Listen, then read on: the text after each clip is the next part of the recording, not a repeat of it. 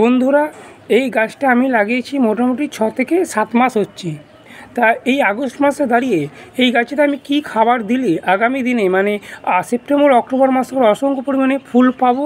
এবং এখন যেহেতু অত্যধিক পরিমাণে বৃষ্টি হচ্ছে, বৃষ্টি হওয়ার পরে কী হয়, স্থলপদ্ম গাছের অনেক সময় পাতা হলদে হয়ে যায় কিংবা এইভাবে ফাঙ্গাসের দ্বারা আক্রান্ত হয়। তাই আমি কি ফাঙ্গিসাইড দেবো এবং এই গাছেতে সাদামাছি এবং মিলিবাগের আক্রমণ প্রচুর পরিমাণে হয় এবং কি কীটনাশক দেবো সমস্তটাই এই ভিডিওটার মধ্যে থাকছে।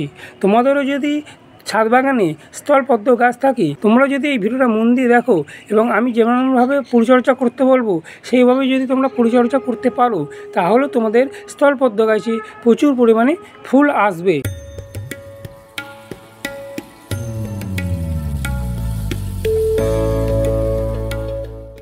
নমস্কার বন্ধুরা, সঞ্জয় হর্টিকালচার চ্যানেলে তোমাদের সবাইকে স্বাগত। বন্ধুরা, আজকে টাইটেল আর থাম্বনেল দেখে বুঝে গেছো যে আমি আজকে কী বিষয় নিয়ে আলোচনা করছি। স্থলপদ্মের সবথেকে বড় আকর্ষণ হলো সময়ের সাথে সাথে রং পরিবর্তন করা। স্থলপদ্ম গাছ দু রকম ভ্যারাইটির হয়ে থাকে, একটা হচ্ছে সিঙ্গেল প্যাটার্ন আর একটা হচ্ছে ডবল প্যাটার্ন।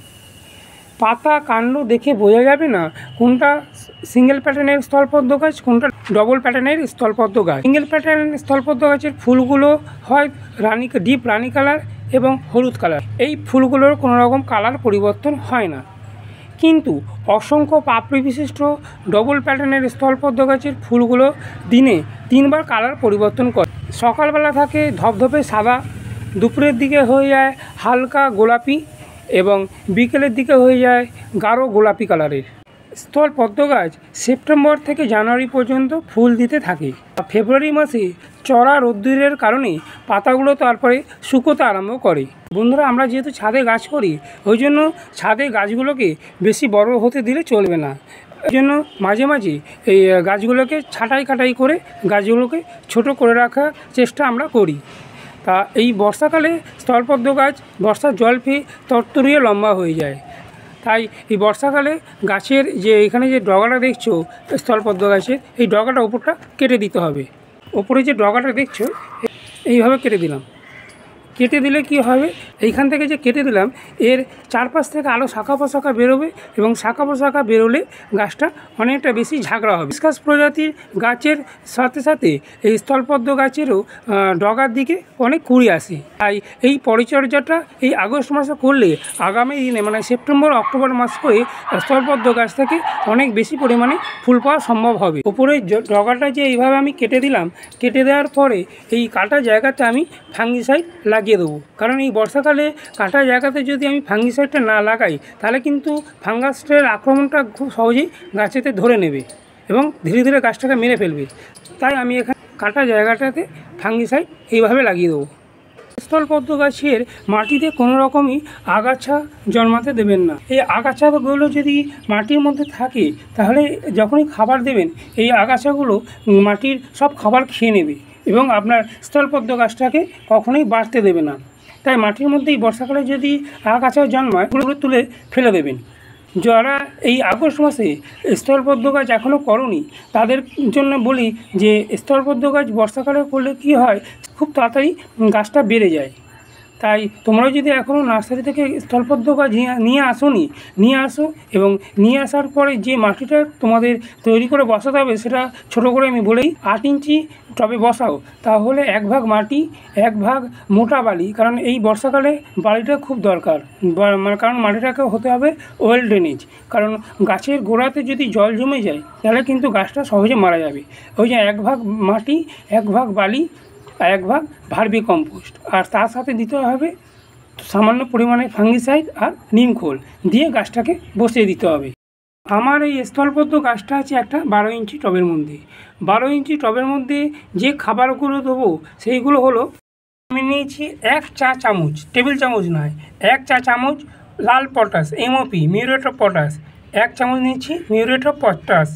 যেহেতু স্থলপদ্ম গাছ হিবিস্কাস প্রজাতির পটাশটা খুব বেশি পছন্দ করে ওই জন্য, এবং বেশি বেশি ফুল আনতে এই পটাশের গুরুত্ব অনেক বেশি, ওই জন্য এটা আমি দিয়েছি 1 চামচ। 1/2 চামচ হচ্ছে ফাঙ্গিসাইড, আর এখানে 1 চামচ হচ্ছে সাধারণত যে জিনিসটা দেখছো এটা ডিমের খোসার গুঁড়ো, এটা ক্যালসিয়ামের অভাব দূর করবে, এটা দিয়েছি 1 চামচ। আর এখানে যে সাদা সাদা যে জিনিসটা দেখছো, এখানে যে সাদা সাদা যে জিনিসটা হচ্ছে এটা হচ্ছে মাইক্রো নিউট্রিয়েন্ট। এটা নিয়েছি আমি হাফ চামচ। 1 চামচ নিয়েছি আমি হাড়ের গুঁড়ো। আর যেহেতু এখন বর্ষাকাল, ওই জন্য আমি সর্ষের খোলটা দিচ্ছি না। সর্ষের খোলের পরিবর্তে এখানে আমি দিচ্ছি নিম খোল। নিম খোল দিচ্ছি আমি এখানে 1 চামচ। আর তার সাথে দিচ্ছি এখানে আমি হাফ চামচ লেদার মিল্ক। এবার এই পুরো খাবারটা আমি ভালোভাবে একে অপরের সাথে এইভাবে মিশিয়ে নেব। এখন যেহেতু বর্ষাকাল চলছে, ওই জন্য আমি টবের মাটিটা কোনো রকমভাবে খোঁড়াখুড়ি করব না। কারণ বেশি খোঁড়াখুড়ি করলে কী হবে, শিকড়গুলো আঘাতপ্রাপ্ত হবে এবং ফাঙ্গাস লেগে যাওয়ার অনেক সম্ভাবনা বেশি থাকে। ওই জন্য আমি টবের চারপাশে এই যে খাবারটা তৈরি করলাম, টবের চারপাশে এইভাবে আমি দিয়ে দেবো।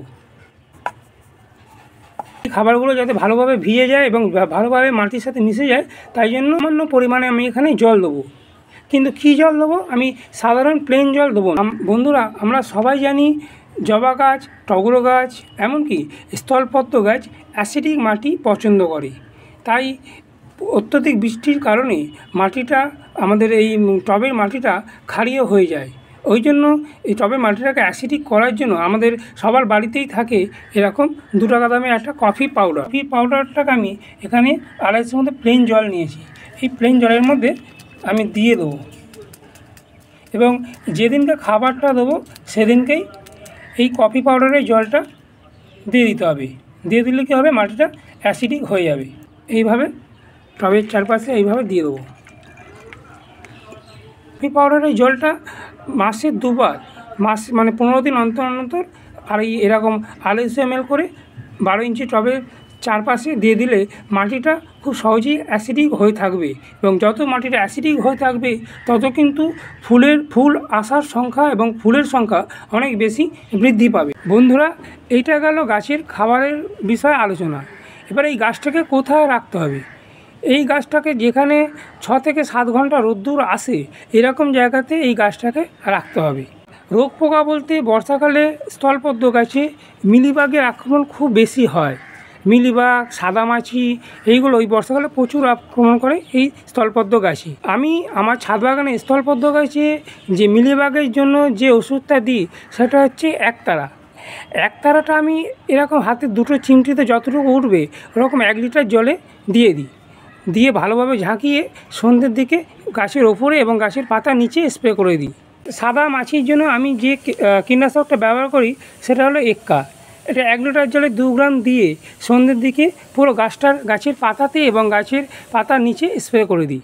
তোমাদের কাছে যদি এক্কা না থাকে, তাহলে তোমরা কনফিডার কিংবা ডাইমিথাইল 30 গ্রুপের যে কোনো কীটনাশক, যেমন টাপগড় বা রোগর, এগুলো 1 লিটার জলে 30 ফোঁটা দিয়ে সন্ধ্যের দিকে গাছের পাতার উপরে এবং নিচে স্প্রে করে দেবে। আর কনফিডারটা তোমরা স্প্রে করবে 1 লিটার জলে 6 ফোঁটা, এর থেকে বেশি একদম নয়। সব গাছের পাতার উপরের দিকে এবং গাছের পাতার নিচের দিকে সন্ধ্যের দিকে স্প্রে করে দিলে গাছেতে কোনো রকম সাদামাছি, মিলিবাগ, জাপ পোকার আক্রমণ হবে না। এই কীটনাশকটা স্প্রে করতে হবে মাসে 2 বার করে, মানে 15 দিন অন্তর অন্তর। যেহেতু এখন বর্ষাকাল, এখন এই সময় কীটপতঙ্গের আক্রমণটা আমাদের গাছেতে প্রচুর পরিমাণে দেখা যায়। এখন যেহেতু এক নাগারে বৃষ্টি হয়ে যাচ্ছে, বৃষ্টি হয়ে যাওয়ার ফলে কী হচ্ছে, গাছের উপরের দিকের পাতাগুলো সব ভিজে থাকছে এবং ভিজে থাকার কারণেই ফাঙ্গাসের আক্রমণটা খুব তাড়াতাড়ি আমাদের গাছেতে লেগে যায়। আমি আমার ছাদ বাগানের সমস্ত গাছগুলোর সাথে এই বর্ষাকালে স্থলপদ্ম গাছে 2টো ফাঙ্গিসাইড ব্যবহার করি। একটা হচ্ছে রেডমিল গোল্ড আর একটা হচ্ছে ব্লাইটক্স। 1 লিটার জলে 2 গ্রাম দিয়ে 15 দিন অন্তর অন্তর, মানে মাসে 2 বার ভালোভাবে গাছগুলোকে আমি স্প্রে করে চান করিয়ে দিই। এতে কি হয়, এতে গাছেতে কোনো রকম ফাঙ্গাস লাগার চান্স অনেকটাই কমে যায়। মাসে 1 বার করে আমি ইফকো কোম্পানির সাগরিকা মাইক্রোনিউট্রিয়েন্ট, এটা গাছের পাতাতে স্প্রে করে দিই। এই মাইক্রোনিউট্রিয়েন্ট ইফকো কোম্পানির সাগরিকা ছাড়া তোমরা বায়োভিটা এক্স কিংবা মোবোমিন এইগুলো দিতে পারো।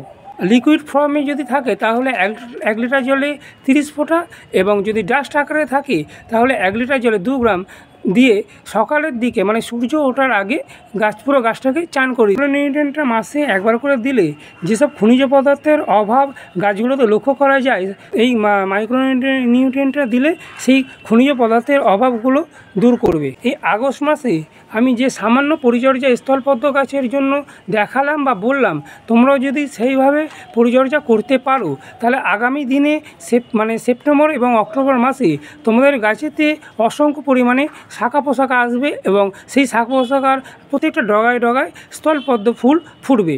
বন্ধুরা, এটা গেল আগস্ট মাসে স্থলপদ্ম গাছের পরিচর্যা বিষয়ে আলোচনা। যদি আমার এই ভিডিওটা তোমাদের এতটুকু উপকারে লাগে তাহলে ভিডিওটাতে একটা লাইক দিও এবং চ্যানেলটাতে সাবস্ক্রাইব করে আমার পাশে থেকো। পাশে থাকলে কি হয়, নতুন নতুন ভিডিও করার উৎসাহ আমি পাই। এবং পাশে থাকা যে বেল আইকনটা সেটা প্রেস করে দিও। প্রেস করে দিলে আমি যখন নতুন নতুন ভিডিও আপলোড করব যাতে সহজেই তোমাদের কাছে খুব তাড়াতাড়ি পৌঁছে যেতে পারি। সবাই তোমরা খুব ভালো থেকো, সুস্থ থেকো। নমস্কার।